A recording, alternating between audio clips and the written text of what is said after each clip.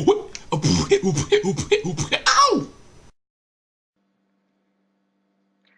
Greetings YouTube, this is DecKrash, better known as Brandon, and yes, we are back for Season 2 of Defiance, so here is another Defiance review. And since I missed making a review last week, we have 2 episodes to review, so you get a 2 for this time around for our very beginning. Now before I begin, I guess I wanted to talk about what I would most like to see in Defiance for this season. Seeing how the first season really just kept itself in Defiance, I'm hoping that they expand to other places. I know that a lot of the fluff involving the game is expanding to a lot of different areas. There's been a lot of things posted on the internet that talk about the situation with the Votans and the E-Rep and where all that came from. I'm hoping that we'll get to see other venues aside from just Defiance, places, other cities that might have survived or have been rebuilt, and especially New York, which is where the E-Rep is centered. And also, if you've been following some of the fluff involving the series down in South America, or what used to be South America, where you had the Votanist Collective, which is where the majority of the Votans had settled before the Pale Wars. If you want to know a little bit more about that, they have a lot of the stuff a lot of the back history of the TV show that's available for reading on Wikipedia, which is actually canon to the story as is. Now that was one of my frustrations with the TV series in general when it first came out, is that it just kind of throws you in there and you're kind of having to learn everything, picking it all up. But I think that's also, it wasn't just frustrating, it was also interesting because I think that the series was very bold in doing such a thing, and even bolder in creating an MMO FPS shooter series based on the story when they weren't even sure if it was going to resonate with its audience. But it seems that it has, since it's been picked up for a second season. And so now we are finally in that second season, and I'm really excited to see what is going to happen this go round. Now, what I normally do whenever I make these reviews, I tend to look at the plot outline. I've watched the episode, don't get me wrong, I just have a little bit of trouble retaining things in my head after having watched everything, at least getting all my thoughts in order. So I'm glad that Wikipedia often outlines each episode's plot so I can actually make the reviews. And so it took a little while, but they finally at least have episode 1's plot outlined on the website. And to go to the storyline of the second episode, I found a review of it on denofgeek.us, and and as thanks, I'm going to go ahead and have a link to the reviews at Den of Geek, because they're actually some pretty interesting, pretty good, and very thoughtful reviews. And I'm not going to be borrowing my opinions from them. I am going to be giving my own overall assessments of each episode after I finish discussing them. Now, warning, but of course, if you've been watching my Defiance reviews, up till now, you know that I do kind of spoil the living daylights out of each episode. So if you haven't watched the episodes yet, I highly recommend you go and watch them. This is similar to those of you guys who are big Game of Thrones fans, and there all those reviews of each episode that pop up on the internet after each one is done. And so yeah, it's gonna be like that. This is just for the people who have seen it, and it's sort of a retrospective, I guess you could call it. So, as I was saying, like I said, I want to see more venues for the next season, and I want to see a bit more character development, and maybe a little bit more storylines involving issues with each culture, not just the Erathians and the Castathans, which are the two races that people seem to have the writers have been focusing on so heavily this go around. I mean, the last go round. I'd like to see episodes devoted more to the Indogenes. Well, okay, that's not fair. They had several episodes in the original series, in the original season, the first season, that were devoted to the endogenes.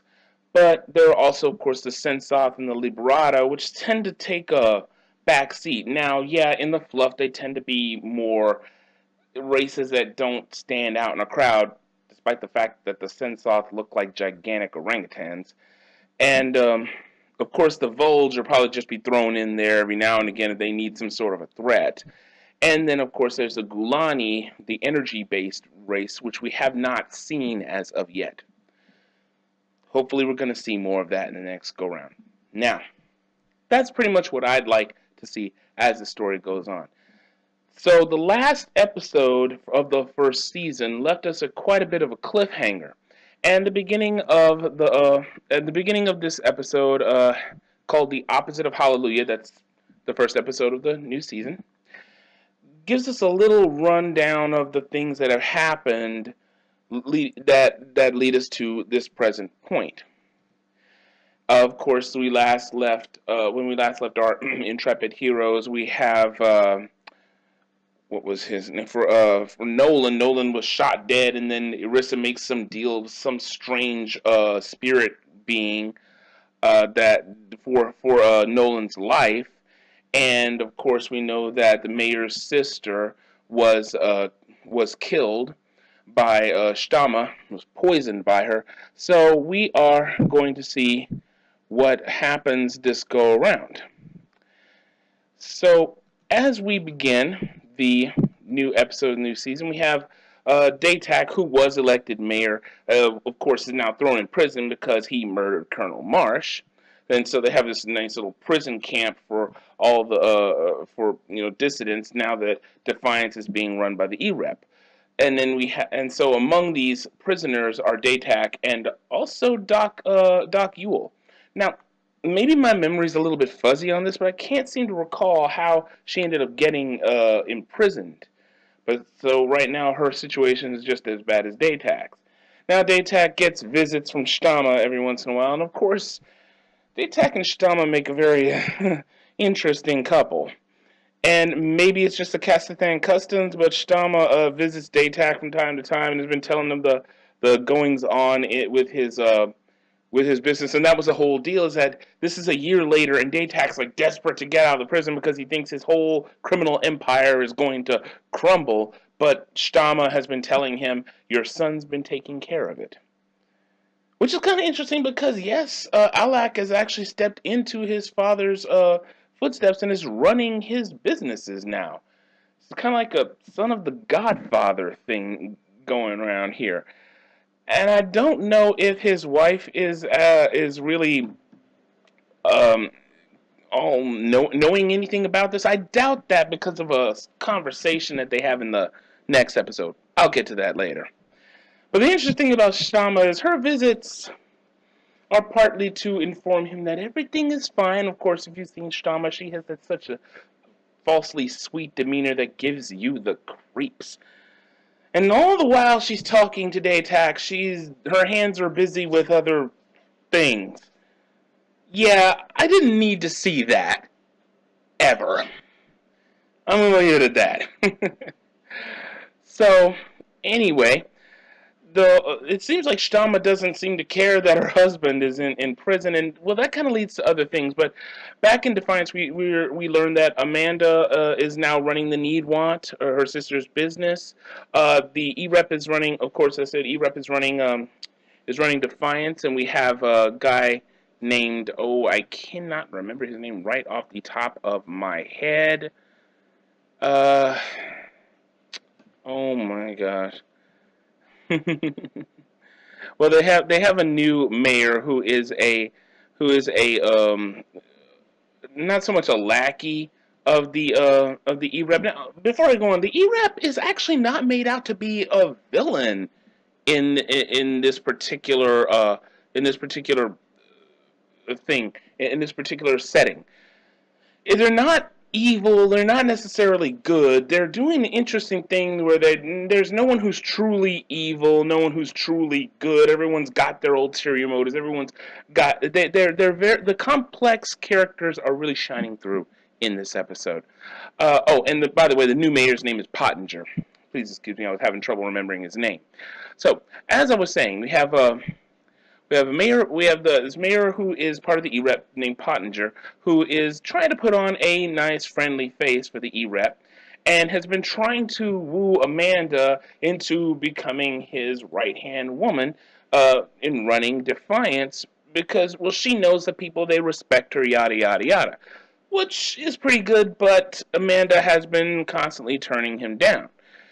But during this time, the E-Rep has actually been trying to improve things in Defiance. Uh, they're running the mines at a loss. They're paying the people, a lot more money than Rafe was ever able to pay them. Mr. McCully, I believe his last name is. Um, and McCully's still, working in the mines. He was fighting against the E-Rep, and so this is they're sort of keeping him on a tight leash from what we've seen. And there's a lot of discontent regardless because because they're running, despite Defiance's prosperity, they're kind of running Defiance like a police state. Now, meanwhile, we said that Alak has stepped into his father's shoes and is running all the little businesses that DayTac had been running, among which is a particular type of a drug. What was it called? We can't remember the name of it. It's called Blue Devil. And Skeever, that little Weasley Castathan who was very prevalent in the last season, is still around and is doing the dirty work making the Blue Devil for Alak. But Alak is being a little too nice sometimes and extending mercy. And of course, Shtama does not like this. And later on, though Alak gave him a little bit more time to take care of making the supply, later on he comes up to him and gives him back the money. It looks like somebody beat the living man crap out of him. And realizes, of course, that was his mommy who had ordered him to be beaten and to give back the money. And she tells him basically that, well, you're too weak. You're not as cruel as your father, so I'm going to have to take over. And in Castathan society, it seems that women do not do that. But Shtama has, her eyes, I guess, because of the mayor's sister, had been open to what women could do, and now she's decided to take over things because she thinks her son is a little too, I guess, is a little wuss. and so, and so now, it looks like mommy's running things, which is kind of not that different from when DayTac was running things. Shtama liked to give DayTac the illusion that he was in control. Though she didn't mind when he was being cruel. But she knew exactly how much pressure to push on someone. And she would manipulate DayTac into doing what she wanted. And like I said, of all the characters in this show, Shtama to me is probably the most interesting, one of the most interesting, and is also the creepiest. So now we have Shtama kind of emasculating her own son, I guess. So we see where that will lead at a later point. Now, meanwhile, we cut to Nolan, who, of course, had been mysteriously resurrected after Irissa makes that deal with that strange spirit being that looks like another,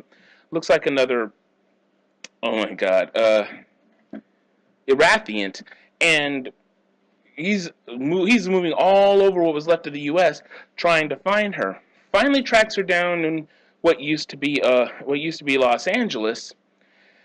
And she, of course, is her usual,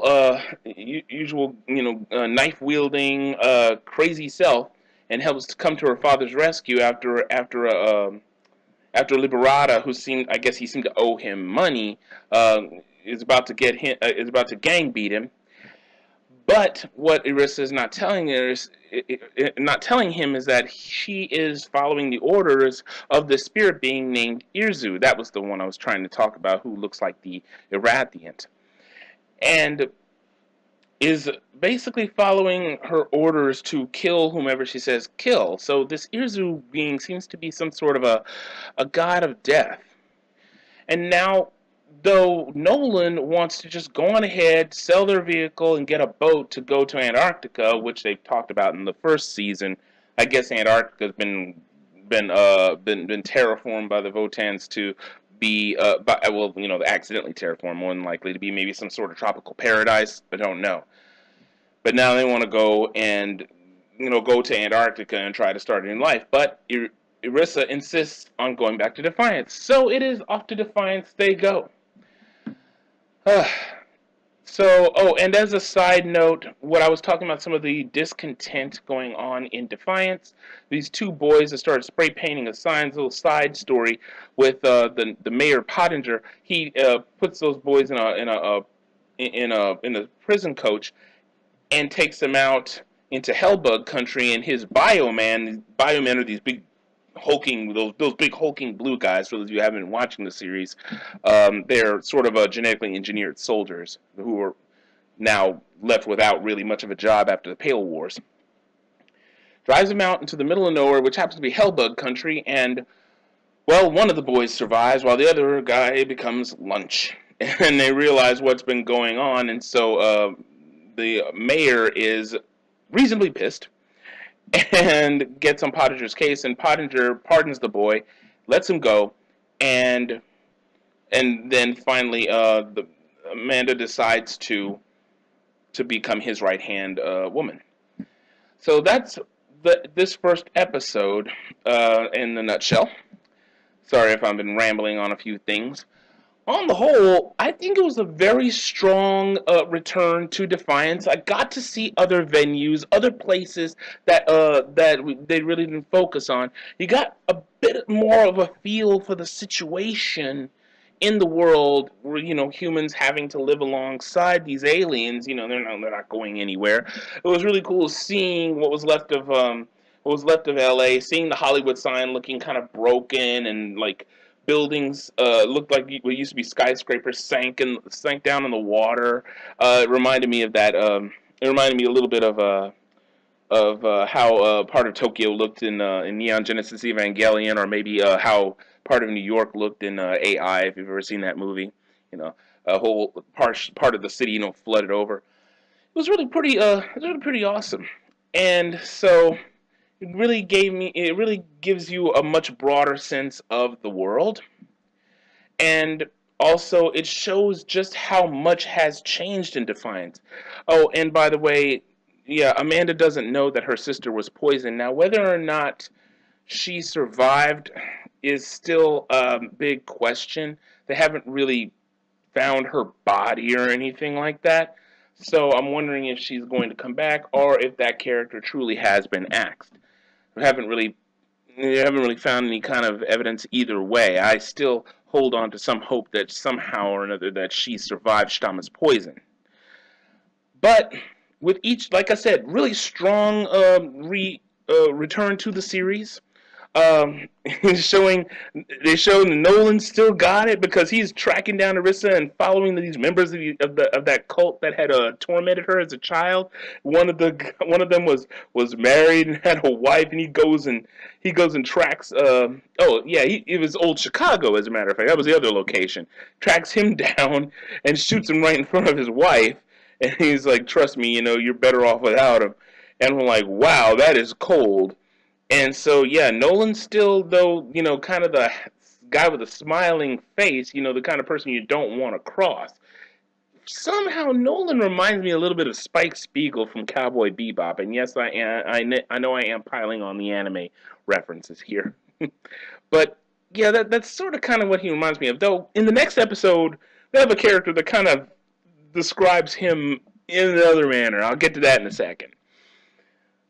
So, yeah, great characterization, much broader sense of the world, showing of an amount of time that truly has passed. By the way, Tommy, the former deputy, he's now the lawman in Defiance, though they don't really focus much on him. So, great sense of how much time has passed, showing the members of the E-Rep and the citizens of Defiance, and also that nice complexity of the situation. Especially what I really loved the most was the fact that they showed that the E-Rep, though they are capable of some pretty despicable things, are not necessarily evil. And now, if you've ever played the game, you kind of know this. That you start off working for the E-Rep, and they're not really the bad guys in the very beginning. But then again, I haven't played too far into the game, so maybe the situation changes. But from what I've seen, they're showing a pretty good portrayal of a situation that would be more in real life. That the E-Rep is trying to fix the damage from the Pale Wars, though yes, I'm pretty sure they have more the interest of humans at heart than the Votans, but they're not necessarily evil, just overzealous. So, scale of 1 to 10 on this particular episode. Oh, a good solid 9. I mean, this thing was almost perfect. It really gave good reintroduction to the series, and also helped to, if anyone was new coming in and just wanted to watch it from the second series onward, they wouldn't be too lost, to be completely honest. It would just take a little bit of explanation, because the last season had some episodes that were just standalones and really didn't contribute to an overarching plot until nearing the end. So, that was episode 1, the opposite of Hallelujah. Now, the next episode is called In My Secret Life. Now, this one is where things are, now the ball is starting to roll again. Nolan and Irissa actually finally return to Defiance. Now, this one felt a little disjointed in some parts, but we'll get to that in just a moment. So this time I'm reading off of the Den of Geek review, and I will have a link to the reviews of Defiance off of Den of Geek, because it seems like they're doing a pretty comprehensive list, and this guy seems to be a good solid fan of the series. So how do I want to begin this? Now, first of all, DayTac in the last episode, which I forgot to mention, is starting to plan some sort of a jailbreak, or not so much a jailbreak, but a way to get out of the prison. And he's planning it along with Doc Yule. Now, it shows that part of his plan is to get in good with some strange religious leader in the prison, and Doc Yule kind of gives him the little bit of information about the guy. But before he can put his plan into action, Doc Yule is taken into an interrogation room where Mayor Pottinger once again interrogates her about this box that she had in her lab. And I think that had something to do with why she was thrown in prison. I guess I'd have to go back and watch the final couple of episodes from the last season to really refresh my memory on all that. So, when she refuses to give any information, he holds her hand down and cuts off her pinky finger. They didn't really show her screaming, but yeah, it showed like a lot of silver blood, and I don't know if Indigenes can regenerate, because they do have a lot of bionic implants, but yeah, that didn't exactly look pleasant. To top it all off, DayTac, what he does is he he has the religious leader look like he's going to attack Mayor Pottinger, but DayTac grabs the knife and turns on the guy. He actually gave the knife to the religious leader to do it, and he grabs the religious leader, takes the knife, and slashes that guy's throat. Turns on him. True DayTac fashion. Of course, now we come to understand just how good the characterization in this story is, because DayTac is sitting in an interrogation room himself, in what seems to be some sort of restraining gear, like a straitjacket. And the mayor shows that he's not an idiot. He saw right through DayTac's little ploy and tells it to DayTac's face and just walks off. That was one of the most beautiful moments in that whole episode. Because DayTac, for those of you who are relatively new or don't know DayTac too well, yeah, he's an underhanded little weasel. And he'll sit there and try to make it look like he's on your side, even though he's just making these grandiose plans. But in this case, Mayor Pottinger is like, yeah, is that, if I wanted to get out of here, I would have, befriended this guy, given him a weapon, and then, turned on him and killed him just to make it look like I saved, like I saved my life. And the look on Daytak's face is utterly priceless.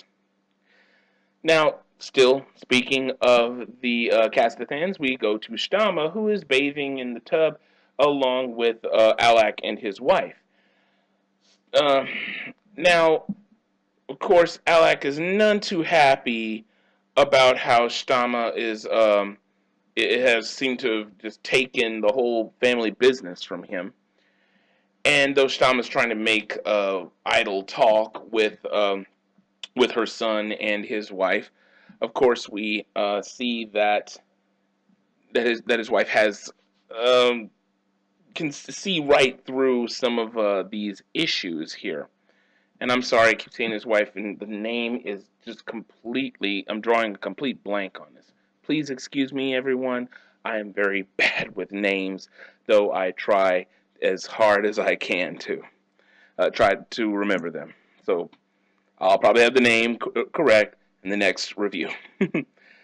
But of course, as I was saying, Alak's wife kind of realizes something's not right, and she suspects that he's doing the same dirty deeds that his dad is, and Alak tries to play it off. So this looks like it might be a setup for some tension between her and her husband. And I was hoping that would happen because, yeah, I would imagine that being married to a Castathan, and if you see some of their customs from the previous season, yeah, that would uh, kind of rub some humans the wrong way. Castathans have they are even more arrogant than humans and have a rigid caste system, and it's just kind of bad news all around for some humans who would not be able to adjust to that culturally. Now, moving on. So as I was saying before, is that Irissa and Nolan finally arrive back in Defiance, but have a little run-in with the perimeter guards who don't exactly treat Irissa very well, and that, of course, as we know, is a big mistake. So they subdue Irissa and throw her in the pokey. And who else should be managing that pokey? But of course, Tommy, who of course had a relationship of a sort with Irissa in the first season, but it seems to have moved on, despite the fact that Irissa still has feelings for him. And so Nolan goes and talks to the mayor, who lets know about an incident that happened in the excuse me, that as he's talking to the mayor, please excuse me, an incident happens in the town square where somebody sets off a bomb with these strange little insects that burrow into your body. It seems to be quite an unpleasant way to die, as Nolan watches this one Castathan um, suffering and dying while those things just chew into him. It's a pretty gruesome sight. And so he knows that this was a terrorist attack because this particular bomb is something that was used during the Pale Wars, and he knows where he can find those little creatures. So he goes into the mines, and this is where Nolan meets Rafe again. Now, the whole deal is why he's pursuing this killer is because the mayor has promised to release Irissa if he can help him out. So he's like, okay. What choice does he have? Either that or his daughter gets thrown into that prison along with all the other people, and as well as Daytak and Doc Yule. So so Nolan goes on a little hunt to try to figure out who had set this bomb off, and it's actually not too difficult a case. This episode is quite a bit simpler than the last episode. He learns that it was one of the mining guys who was working with who else but Skeever. And and so Skeever is found out about he finds Skeever out about the bomb, and finds out that his next target was going to be Shtama, which, well, can't blame the guy. Shtama had him beaten the living daylights out of. So Nolan has to hurry on over to Shtama's house while is this really sort of funny scene with her bodyguard, that big sense-off guy, trying to get the keys into the ignition and stuff like that, all slow, and all the while you see that little bomb in the back of the car ticking down. Finally, finally Nolan and one of the E-Rep members gets to the car. Now, I'm going to stop right there because I forgot about something. To go back and talk about this E-Rep member, her name is Berlin. She seems to be a captain of a lot of the forces. She loves to also um, do interviews with her subordinates, and so she's working with Nolan and trying to figure out who this killer is because the E-Rep has put up cameras all over Defiance. Now, Berlin seems to be a pretty interesting character in that she's a true believer in the E-Rep, and she explains her situation, which is actually pretty reasonable. Saying that basically, she's trying to, work in an effort to try to rebuild what humanity has lost. And she has an interesting conversation with Nolan as they're watching over all the screens of all the security cameras around town. And she calls Nolan basically Han Solo, and then calls Irissa your sexy Chewbacca. Now, as silly as that is, it's pretty spot on in some regards. Nolan, the sharpshooter, he has that happy-go-lucky attitude, but when it comes to getting down to business, you do not want to screw with him. So, yeah, despite the fact that, Nolan may not have liked what she had to say about him, he couldn't really argue about it. And so she is working with Nolan in trying to get this this killer found out. Now, back to what I was trying to say is that Stama was Skeever's next target, and so Nolan chases down the car that Stama was driving in just in time to defuse the bomb and get Stama and her bodyguard to safety. And once they realized that it was Skeever who got his behind handed to him again by Nolan. Now the mayor, Amanda, wants to try to reinstate him as the lawman. Now, interestingly enough, is that they never really say what Tommy has to say about this. Tommy is, I guess, one part happy to see Nolan again, but I think he's kind of upset that Nolan's come back and now they want to give him his job. But Nolan, at first, when he goes back to Defiance, doesn't really want to go back because of the incident where he had shot that Castathan kid, and a lot of the people don't like him. But Nolan actually helps save the town from a mad bomber, and he wins back the respect of the people. And so it's a pretty decent situation, and he reconsiders his refusal to become the lawman again, and so looks like he's back in right now. But of course, Defiance is a very different place now that it's run by the E-Rep, something that Nolan really, really, really doesn't like. But for now, Defiance is stuck with them. And it's pretty interesting to see what's going to happen this time.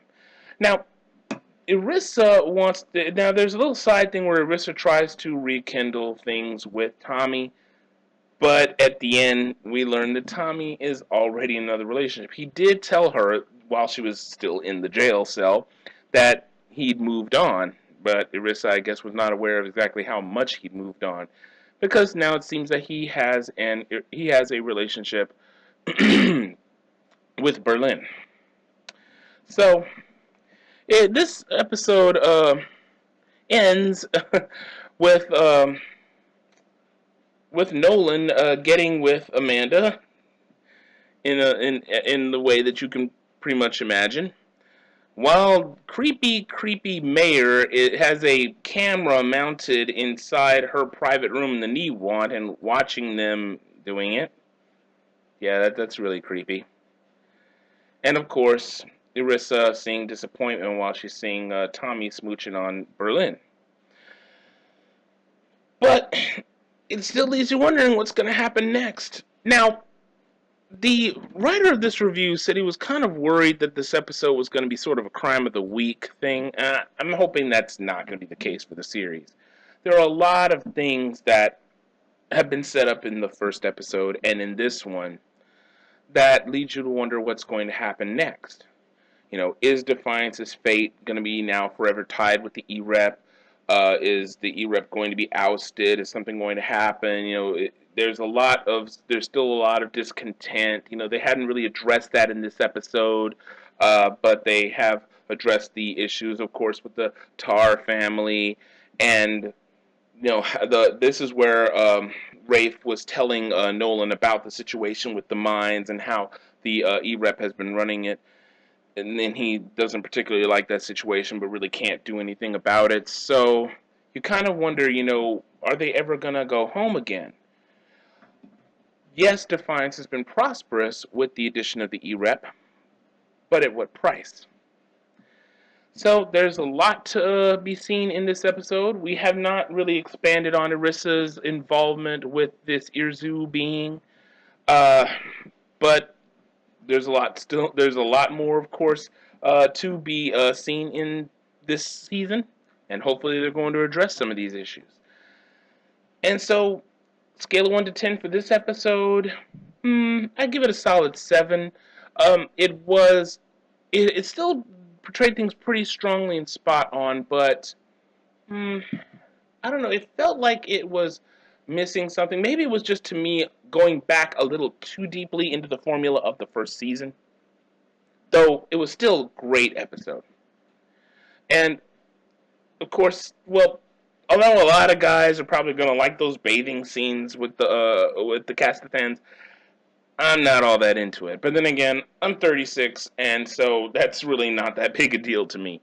And maybe it's just the Sci-Fi Channel kind of appealing to the more purient desires of its younger audience. Who knows? But otherwise, like I said, great episode, and I can't wait to see more.